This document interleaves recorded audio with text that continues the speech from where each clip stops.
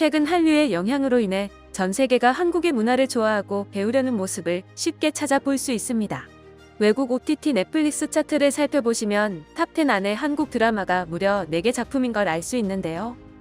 특히 이 중에서 눈에 띄는 점은 한국 사극이 랭크되어 있다는 점입니다. 사극은 일반 한국 사람들에게도 취향이 갈리는 장르인데도 불구하고 전 세계인들이 큰 관심을 가지고 있는 것입니다. 그만큼 한류의 영향력이 커졌다는 것을 반증하는 건데요. 우리와 문화가 비슷한 중국, 일본도 사극이 있을 텐데 왜 한국 사극만 열광하는지 자세히 알아보도록 하겠습니다. 서양권 사람들은 동양권 문화에 익숙하지 않습니다. 특히 역사 관련 전공이 아니면 동양 문화를 이해하기 어렵기도 합니다. 하지만 드라마 같은 콘텐츠로 역사를 배우면 쉽게 이해하기도 하고 기억에 남아 쉽게 접근할 수 있는데요. 실제로 한류가 전 세계에 퍼지기 전에는 일본 문화가 영향력이 있어서 외국 사람들이 일본 관련 문화를 쉽게 접하기도 했습니다. 특히 영화 킬빌, 라스트 사무라이와 일본 만화에서 나오는 사무라이 같은 일본풍 느낌이 나는 작품이 나오기도 했습니다. 이렇게 일본 문화가 나올 당시만 하더라도 서양과는 이질적인 모습에 열광하기도 했지만 그도 잠시일 뿐이었습니다. 일본 사극에 나온 배우들은 20세기 초까지 흥행했던 화장법 오하구로를 보여준 것인데요. 오하구로는 이를 검게 칠하여 배우자에 대한 순종이나 사랑을 맹세한다는 뜻이라고 하지만 사실은 일본인 치아 특유의 덧니와 누런 치아를 가리기 위해서였습니다. 특히 여성의 경우에는 얼굴을 새하얗게 칠하기도 했는데 그러면 못난 치아가 더 돋보이기 때문에 검은색으로 치아를 가린 것입니다.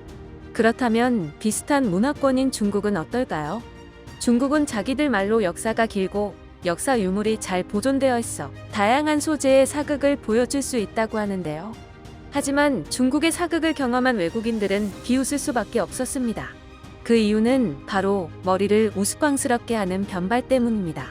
특히 시대가 갈수록 문제점을 보완하는 것과 달리 변발을 할 초기, 중기, 후기의 모습이 전부 우스꽝스럽니다. 역시나 중국의 문화를 비웃는 것은 외국인들뿐만 아니었는데요. 조선 사신들이 쓴 연행록의 기록에 변발에 관한 재미있는 이야기가 있었습니다. 정조 때 청나라의 사신으로 간 이갑은 변발을 보고 중화의 문물은 남은 것이 없고 선왕의 법복은 지금 모두 광대들의 구경거리와 웃음거리가 되었다라고 말했는데요. 또한 서유문은 중국 사신들을 보고 옷이 이런 것밖에 없냐고 묻자 창피함을 알았던 것인지 그들이 곧바로 서유문이 쓰던 갓을 달라고 했다는 기록이 있습니다. 이런 기상천외한 문화 때문에 중국 사극에 고증을 하려는 배우들이 고통받고 있었습니다. 영화 황비용에서 연기했던 이영걸은 당시를 회상하며 작품은 좋지만 변발 때문에 정말 고민을 많이 했던 영화다라고 언급했습니다. 실제로 중국은 청나라 시대를 배경으로 드라마를 찍을 때는 어설프게 대머리 가발을 씌우지 않고 진짜로 머리를 삭발한 다음 그 위에 변발을 씌우는데요.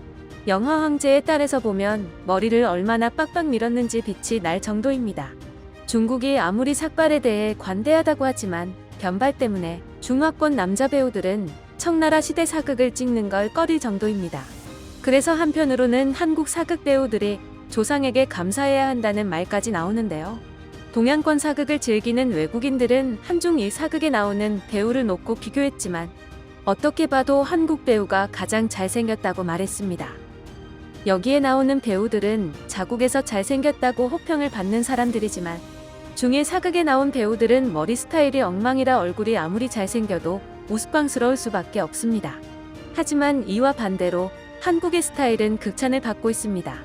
트위터에 킹덤과 우리의 갓을 해당하는 모자를 검색하면 수천 개의 글이 펼쳐지는데요. 한 외국인은 한국 조선시대 좀비 드라마 킹덤을 재미있게 보고 있는데 여기에 나오는 모자에 대해 다 같이 이야기 좀 하자라고 말했고, 다른 외국인은 킹덤 정말 오 마이 갓이다.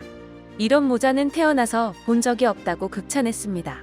이렇게 미래의 전 세계의 사랑을 받을 줄 예견했었던 건지 우리의 전통 의상을 아주 멋지게 만들어 놓은 것인데요.